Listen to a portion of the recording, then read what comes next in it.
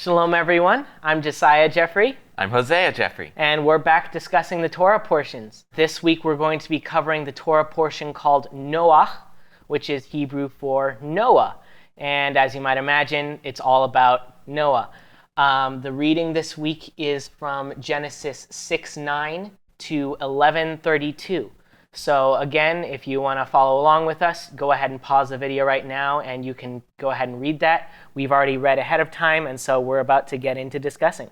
As the name of this portion suggests, the portion is about Noah, and not only about the flood which he had to face and the ark which he built, but also about what he did after the flood and about his descendants and about how eventually they came to fill the earth and become the multitude of nations which would be seen throughout biblical times, including the people of Israel. Although it wouldn't actually be Israel, it just gets to Abraham.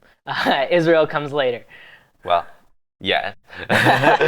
So right off the bat, what Scripture says about Noah is that he was the only righteous person in the world at the time.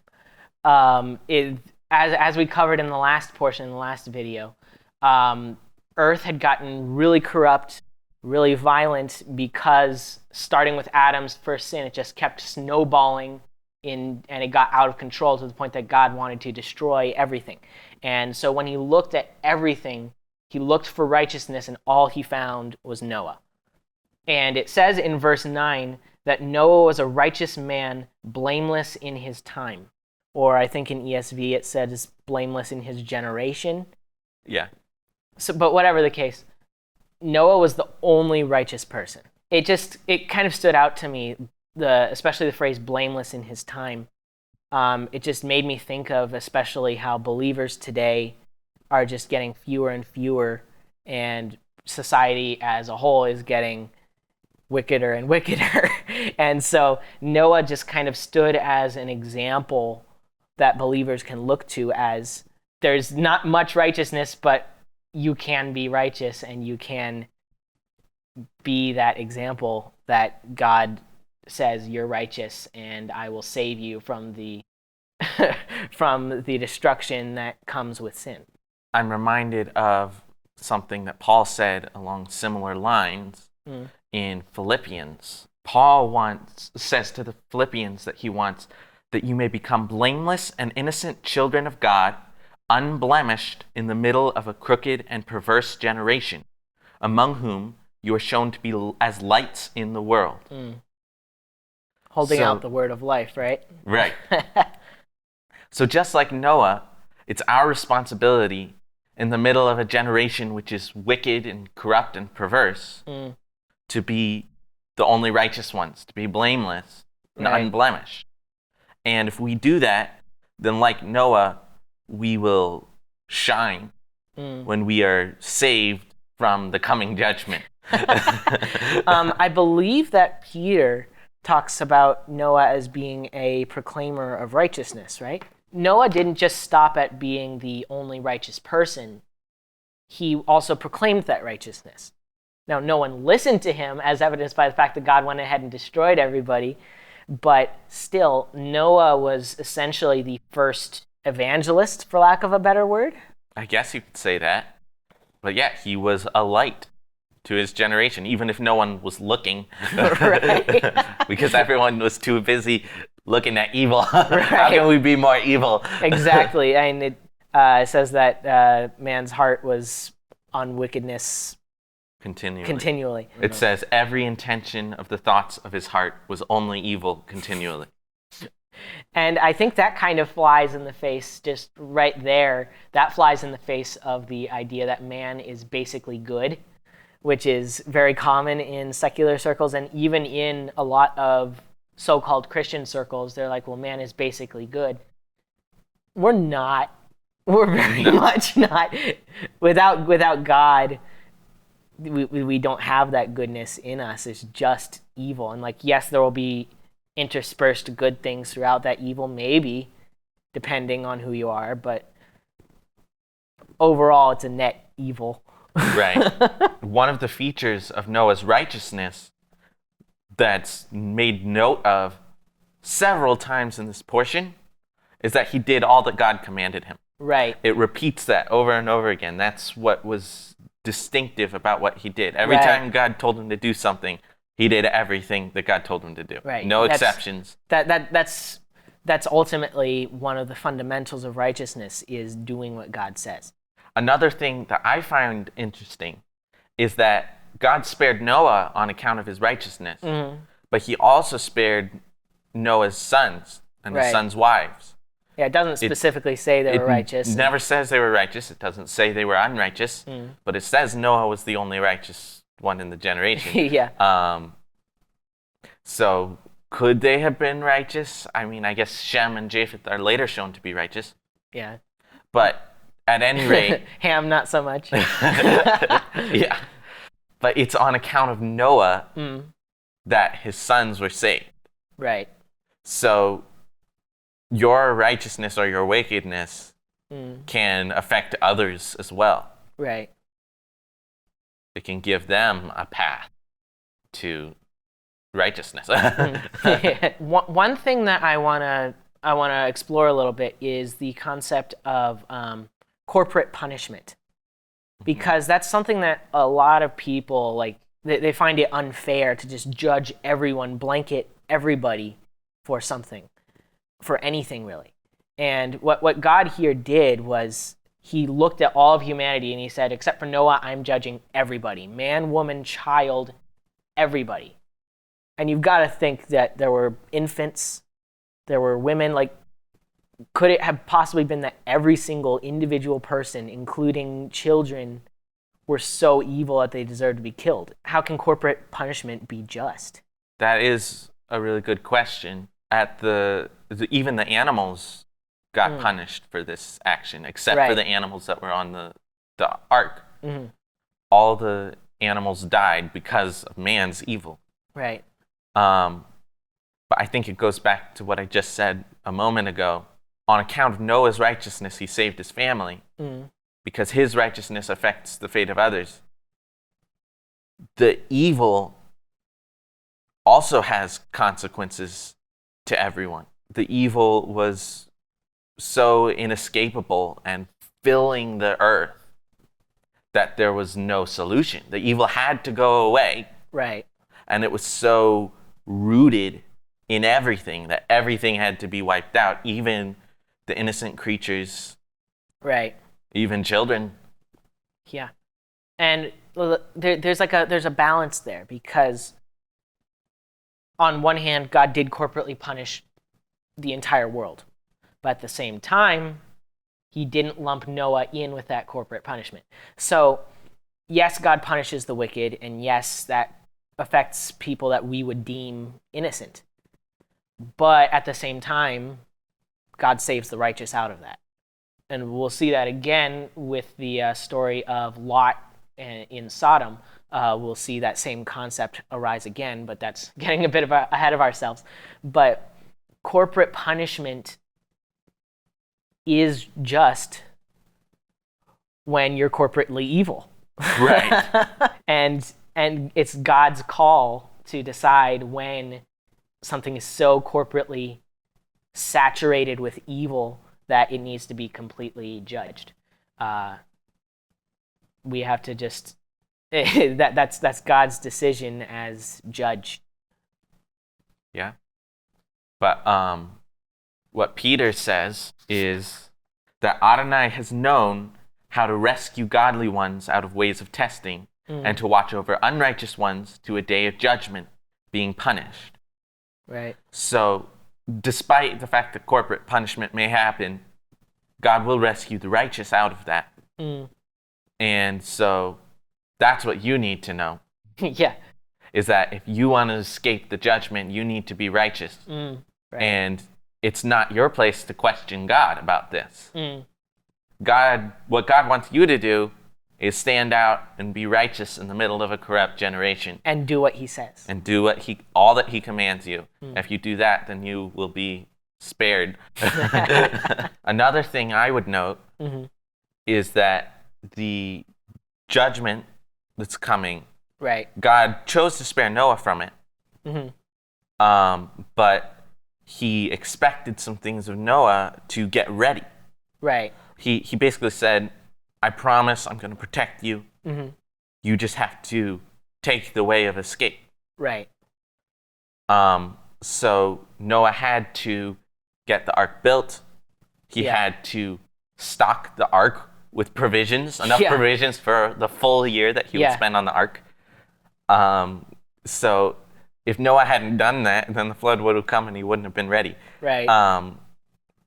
So God provides a way of escape, but we have to take it, and it doesn't mean just doing nothing and letting God save us. Right. We have to follow the path that he's made for us. Right. And if we do that, then God will be faithful to deliver us. But we have to take the way of salvation. Right. Salvation is kind of a two-way street. Kind of. God does all the heavy lifting, and then he just says, follow me. He's like, he gives the instructions.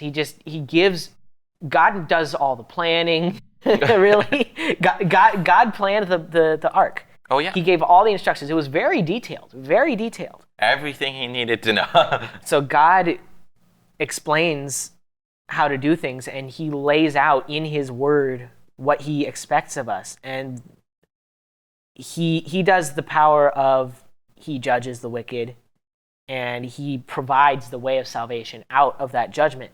And then he just says, take that way. And I think that the way of salvation from judgment through the ark is really an excellent picture of Yeshua.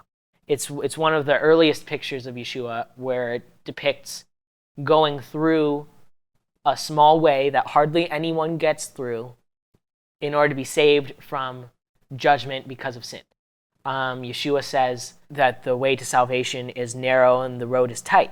Yeshua says, I am the door. If anyone comes in through me, he will be saved. Right. And so when all of those animals and Noah and his family went in through the door of the ark, it says that God sealed that door. That door was the way to salvation. Once you went through, you were safe. As long as you were inside the ark, you were safe. Everything will die, everything will perish outside that door. Outside of that one way, which hardly anyone can get through, there's death and destruction and judgment. But through that door is salvation and life and a covenant of peace. And God made a promise, a covenant, to preserve a remnant of all the creatures of the earth on that ark. Right. So, despite the judgment, he made sure that he was going to preserve his good creation. Yeah. So, we've already covered pretty well the circumstances surrounding the flood and the building of the ark. Right. I just want to take a moment to really appreciate the gravity of the flood itself. That God was really, he had created everything, and in the last portion we saw how broken it got. Right. And so God determined that at the cost of countless lives, it had to be rebuilt from scratch. Yeah. Up to this point, God had given lots of mercy, and it just got to the point where he couldn't do that anymore. And so justice had to come. And justice is a necessary thing, but it's a painful thing and a costly thing. And so it's always important to realize that sin has that totally destructive consequence. It destroys everything it touches. Yeah. And that's why when Noah got off the ark, God instituted a covenant which would change some things to start on a path which would redeem us from that and which would prevent us from falling back into that same destruction, which would end everything. To an extent, he more laid out what we should avoid and how we should respond to it, like specifically with if man sheds the blood of man, by man will his blood be shed. But at the same time, people shed blood all the time. Well, It didn't physically prevent anything. He just laid out some ground rules, which man then broke again. What God did was he showed mercy in that he promised that no matter how bad things got, he wouldn't flood the earth again. right. He was like, yes, I'm taking this measure this time because things got so bad, but I'm deciding right here and now, I'm staking my name on it. I'm putting a sign in the sky for you to see and for me to see, to say, don't be evil, but if you are evil, I won't flood the earth again. Right. I'll show you that mercy. At the same time, the nature of this covenant with Noah is all about the value of life. Mm. The earth had been filled with violence before the flood. Right. And God basically said, I'm not going to judge the earth in such a way that everything is killed again because I value life. Mm. And I want you to value life too. Anyone who sheds blood, by man will his blood be shed. He's establishing this rule that life has value, and if you don't respect that, then you shouldn't live. Right. Because you're going to shed blood. You're going to destroy what is life. Yeah. And even when it comes to the part of that covenant where God gave the animals for us to eat, he said, but you can't eat blood. Don't eat blood because the life is in the blood. Right. Even with the animals, there is a certain respect for the life. And how much more the life of a human. Right. Who's in the image of God. Whoever sheds the blood of man, by man shall his blood be shed. For God made man in his own image. Right. It is because of that he's in the image of God, that his life is so precious and valuable. And anything which breaks that is very dangerous. And I think that part of what this establishes is it establishes the cost of a life. If you take a life, what is owed is a life. It kind of alludes to the coming sacrificial system, in that in order to pay for sin, the cost is the life of an animal. In order to pay for murder, the cost is yourself, is your own life. And it establishes that when wrong is done, the cost for that is blood. Blood is the only thing that's able to make restitution for blood. And we'll see later, for other things as well, you also need blood. Right. Blood covers over every sin. Right. But we'll get to that later. So a few times now we've mentioned that God made a covenant with Noah. And this is the first time that covenant is mentioned in Scripture. And so I think that we should really explore, what is a covenant? What is this thing that God made with Noah? A covenant is kind of like a contract of sorts that God makes with various people throughout the Bible, in this case Noah. People can also make covenants with each other. Yeah. Sometimes they're conditional, sometimes they're unconditional, but basically it's a promise that I'm going to do something. Sometimes it requires something from you as well. Right. In this case, the covenant is unconditional. God is promising he's never going to flood the earth again. Right. As long as the earth remains, seed time and harvest, cold and heat, summer and winter, day and night shall not cease. Right. That's a promise. There's no if. Yeah, no if. At the same time, part of this covenant is what God expects from Noah and his descendants. Right. Namely, that you don't eat blood and you don't kill people. That's not a lot of requirements. No, it's not. And even so, it's not. There are no conditions for if you fail to do these things. That's what's really important. Is one side breaking the covenant does not mean the other side is free from the covenant. unless it's specified, if you break this covenant, then I won't do this.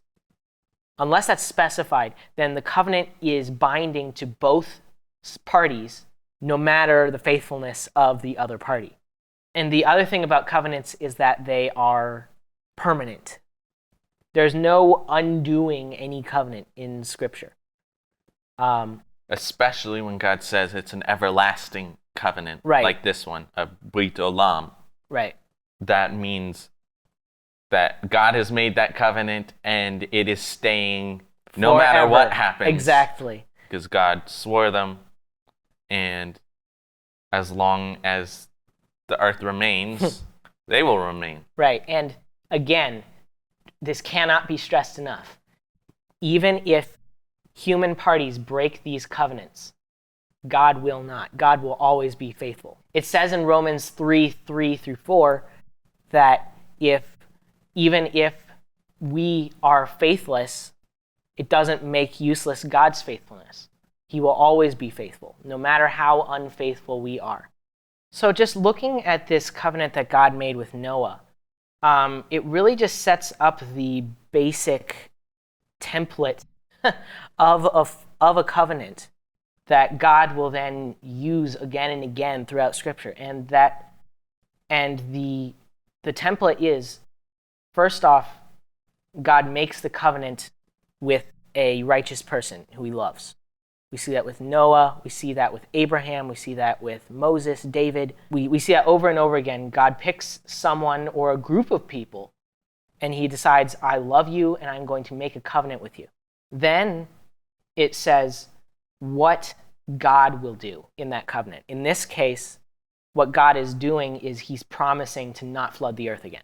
That is something that he will do, and we can't change that. Right. But then at the same time, he then sets expectations of us.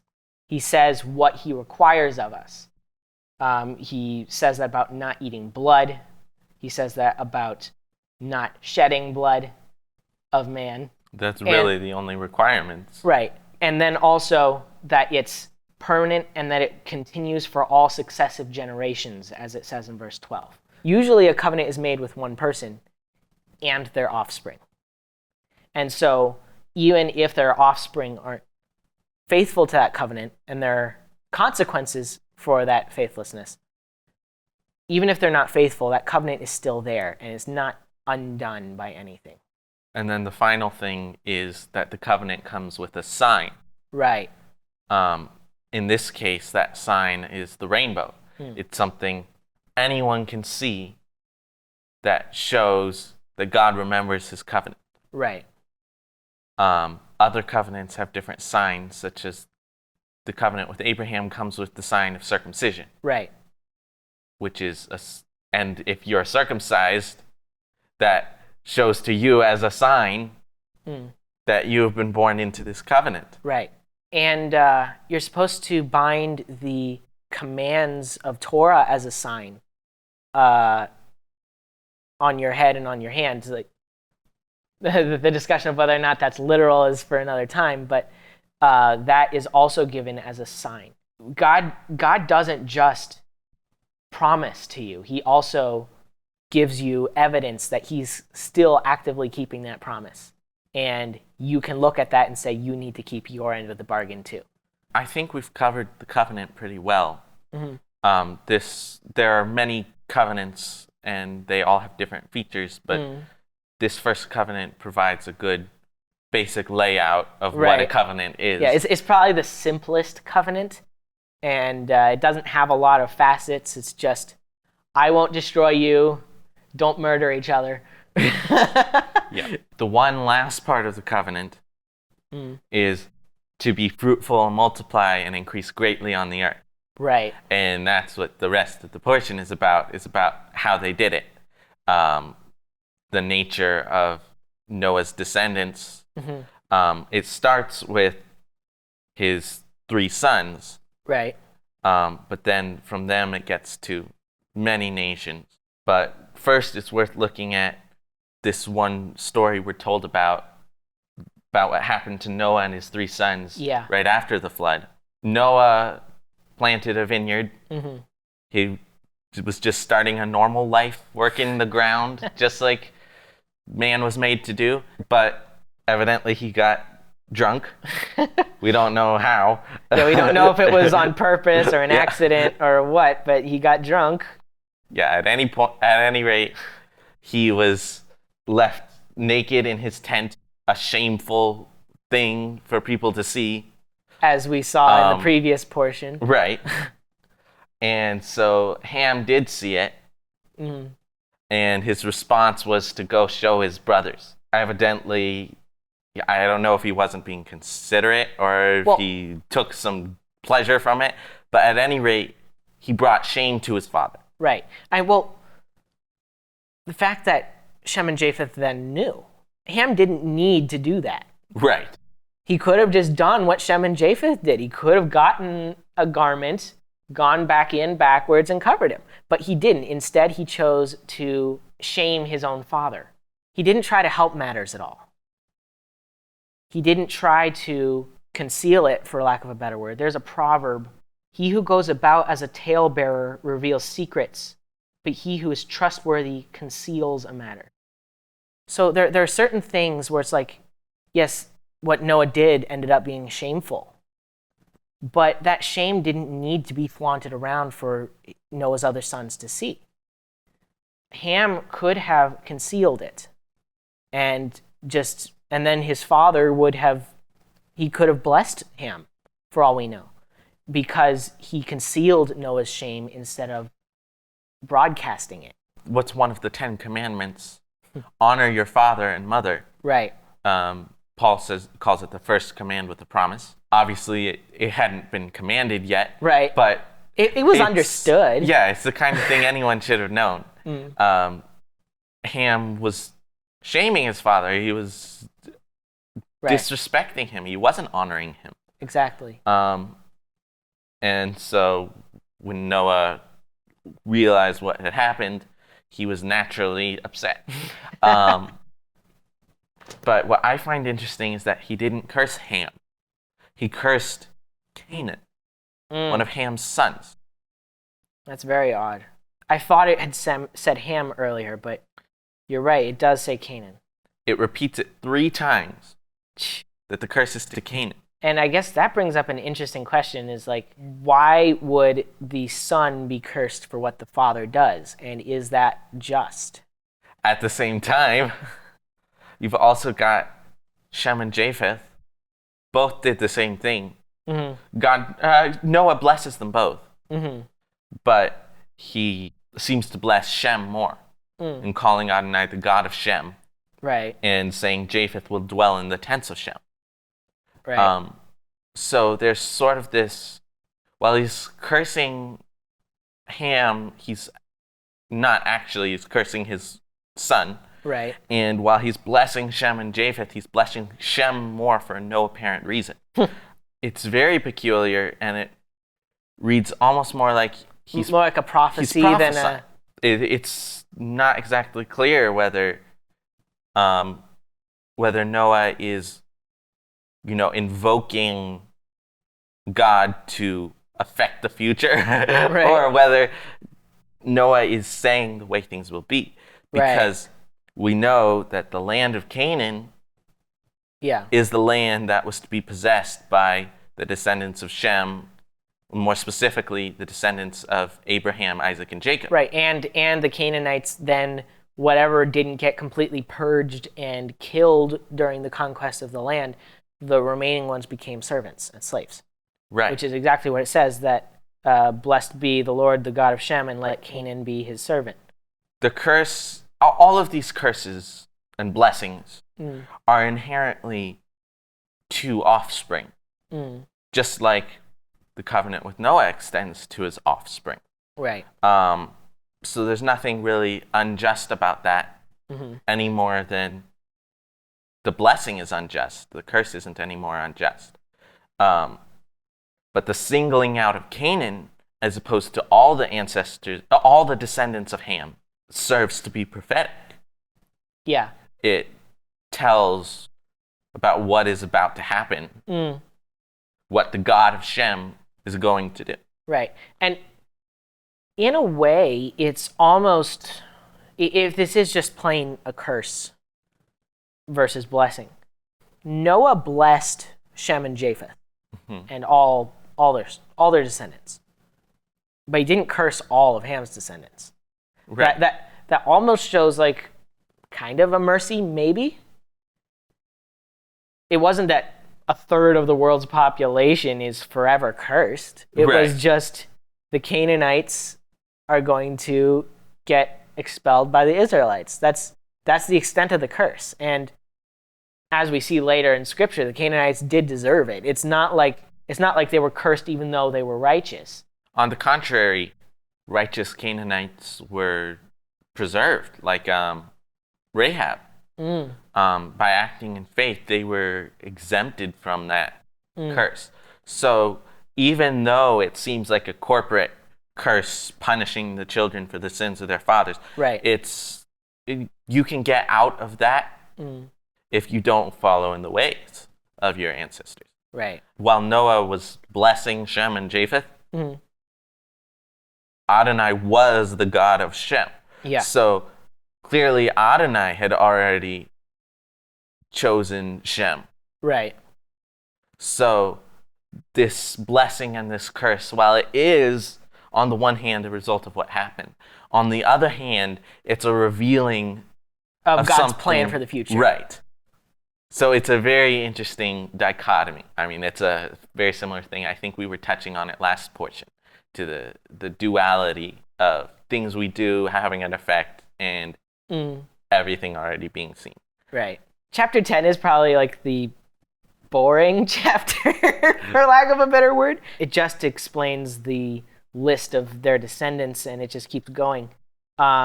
If you're familiar with biblical history going on beyond here, and also you know some of the Hebrew versus English, you'll see a decent number of nations that we end up seeing later. And you see that they were individual people. Starting with the sons of Japheth, you have Javan. That's Hebrew for Greece. Magog is mentioned later as in Gog and Magog. Ashkenaz, that term is familiar for Ashkenazi Jews. It just refers to an area in Eastern Europe. Mitzrayim, which in English is Egypt, right, is the son of Ham, as is Canaan, which we've already said, but so is Cush. Which is Ethiopia, right? Right, yeah. You see a lot of familiar nations, and you see where they come from. I think the main thing here to realize is that this is basically showing how all the nations came to be. Right. All the goyim, that's the word here. They all came from Noah. Right. So while there's division, we all come from the same spot. Right. As for how the division came to be, that's actually covered in the next chapter. Right. It tells it a little bit out of order, but that we started as one. And there's a sense in which, despite our division, we very much should not lose sight of that. Right. Because we're all in the image of God. Exactly. It basically indicates the origin of the races, so to speak, even though race isn't really a biblical, or it's not really a good term, but in terms of racist, where you're against someone because of their lineage, what this indicates is that all the different races just come from Noah. Right. And they all connect. We're all one family, really.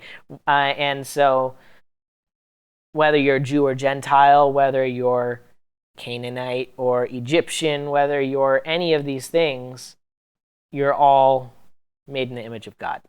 At the same time, the divisions were put in place by God, and that for a good reason, because God had instructed us to be fruitful and multiply. But what the descendants of Noah did next was not in line with that command. Right. they chose instead. We'll just stick right here. Yeah. They were like, this looks like a good place for us all to stick together. We don't want to be dispersed. We want to make a strong city and a tower, and we want to be mighty. Right. As opposed to God made this whole earth for us and told us to fill it. It's we want to be together and go all the way up to heaven. In a way, it's similar to how the serpent tempted Eve in the last portion, where he said, if you eat from the tree, you'll be like God. Your eyes will be open. They're like, we want to go up to heaven.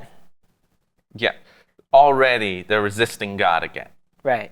God says, this is only the beginning of what they will do. Yeah. Because he has seen it before. He knows what man does. Right. When they all unite, they unite to evil. It's pretty awful, the state of the human condition. Yeah. And I guess we kind of see that in that as society today is getting more reintegrated, that language barrier is a lot less than it was here. Right. And the economic ties between nations and all the different barriers between nations that God set up we're slowly overcoming those. Yeah. But we see the reason why God put them in place. It was basically to prevent what happened already, where he had to start over. He put these nations in place to create a division so that the whole earth wouldn't join together in violence and evil.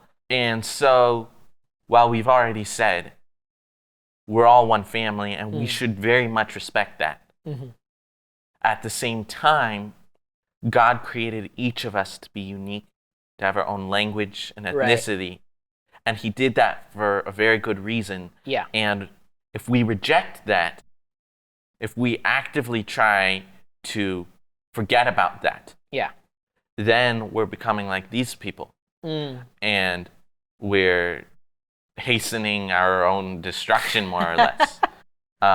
So it is a thing to be balanced about and to understand God made us as one people, but he also made us as many peoples. Yeah.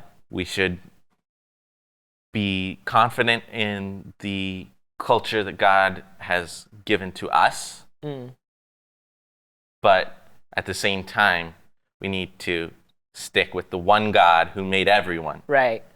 The backdrop of God confusing the languages and dispersing the peoples and separating different peoples, that is the backdrop for God's call of Abraham. Oh, yeah. God called Abraham as these different nations were forming.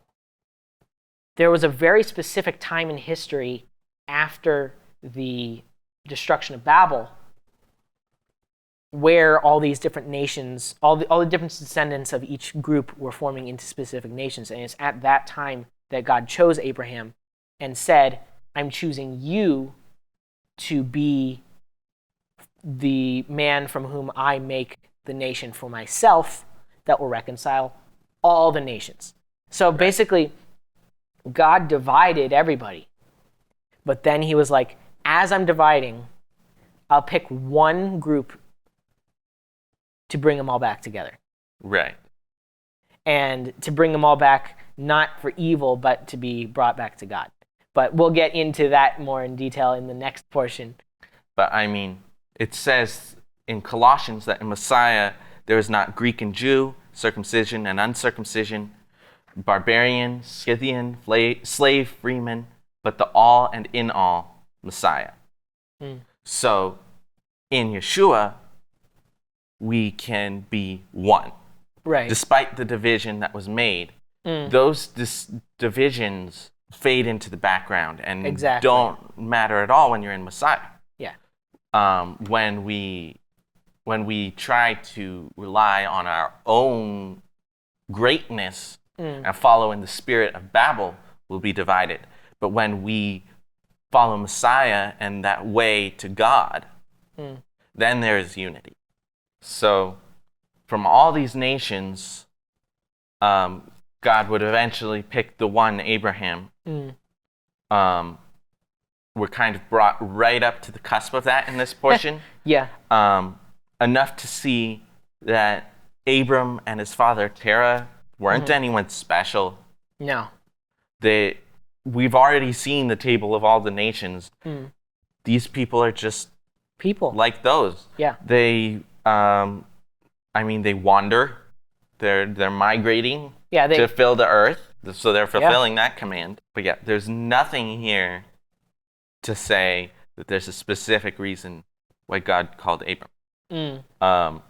In the next portion, we'll see that Abram's response to God's call illustrates how he was the perfect choice. Right. But at the same time, he hadn't done anything particularly amazing that made him stand out. Yeah. He was just a man of character. He didn't earn this special calling. God divided all the nations. He had already planned to bless Shem and curse Canaan, as we've seen. So it was his plan to pick this insignificant guy. Right. And say, from you, I'm going to make a great nation. Bless all the families of the earth. Right. And so we'll see Abraham's story next time. Right. From this portion, I'd say the big takeaway is sin has judgment, but God is giving a way of escape. Right. And there is only one way of escape. Here we see it's in Noah.